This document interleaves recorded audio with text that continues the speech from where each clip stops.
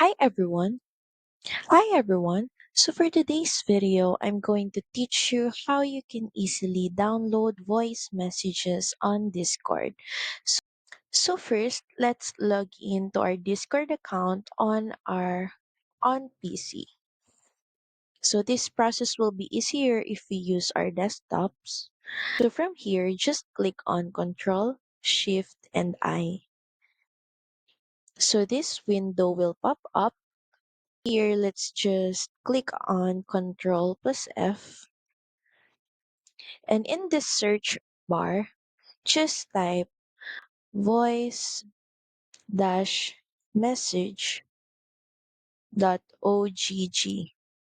So as you can see, this source SRC is highlighted. So from here, let's just